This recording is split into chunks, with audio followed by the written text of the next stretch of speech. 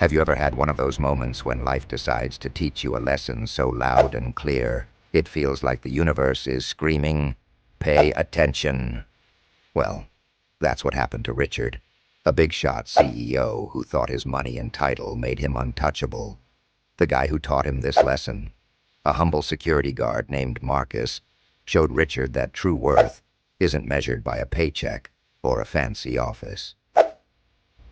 Now, let's dive into this tale of arrogance, bravery, and a bit of poetic justice.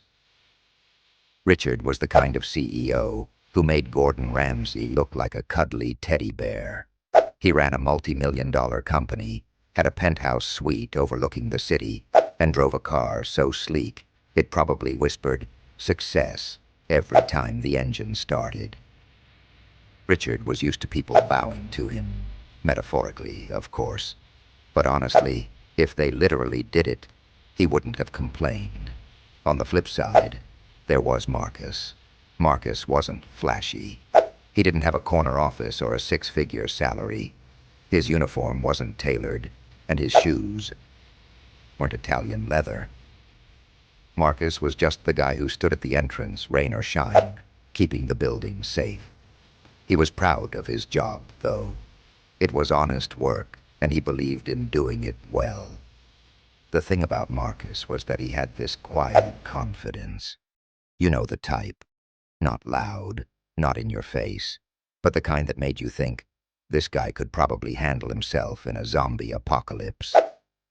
He greeted everyone with a nod or a friendly smile, even if most people barely noticed him. And then there was Richard. Richard didn't just ignore Marcus. He actively belittled him. Every morning, as he breezed past the security desk, he'd toss out comments like, "Must be nice standing around all day," or "Don't work too hard, Marcus." Oh, wait, you don't. Richard thought he was hilarious. Marcus thought he was a jerk. But Marcus, being Marcus, just smiled and carried on. He wasn't the kind to get ruffled. One morning, as Richard strutted into the building, latte in one hand and phone in the other, he barely noticed the janitor struggling with a cart of cleaning supplies.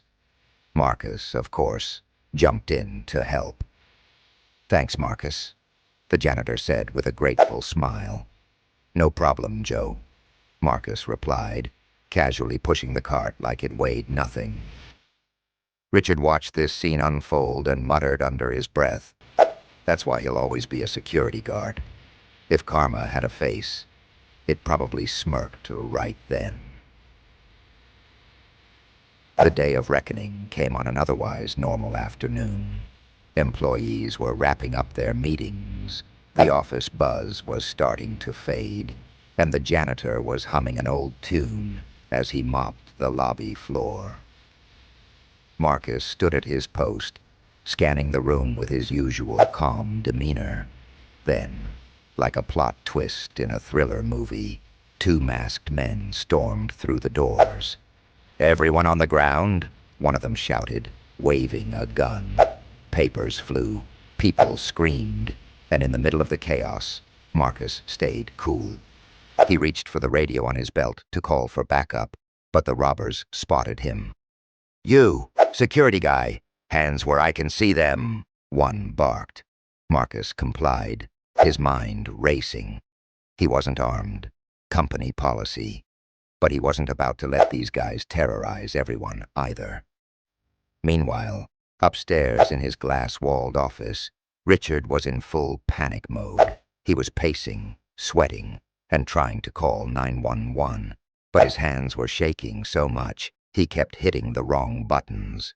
Downstairs, the robbers were rounding people up, forcing them to sit in a corner while they demanded access to the CEO's office. "Where's the big guy?" one shouted. Marcus, who had been carefully observing their every move, saw an opening.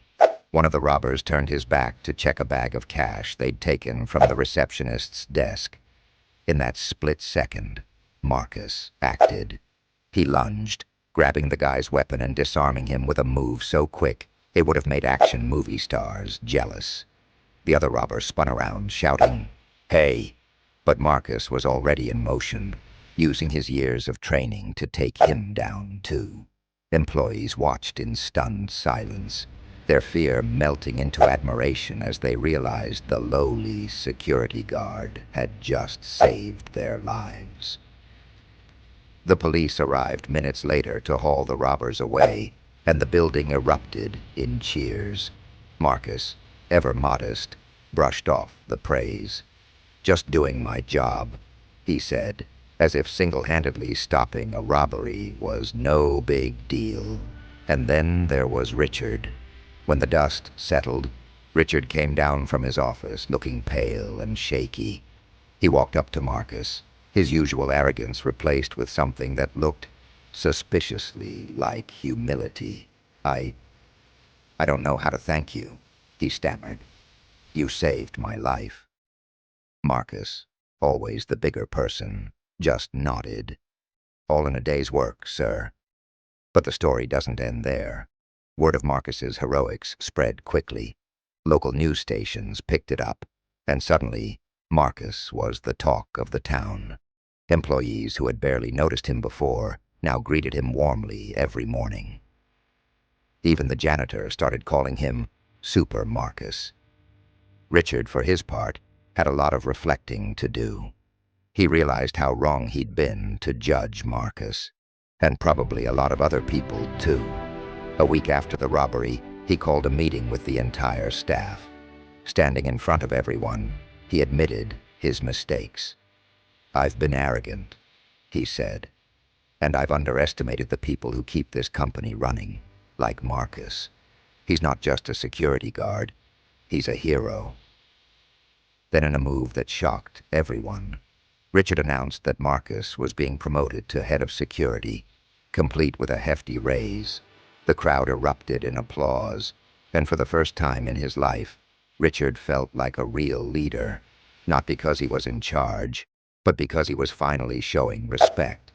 As for Marcus, he remained the same humble guy. The only difference was that now, people treated him with the kindness and admiration he had always deserved. This story is a reminder that heroes don't always wear capes or tailored suits.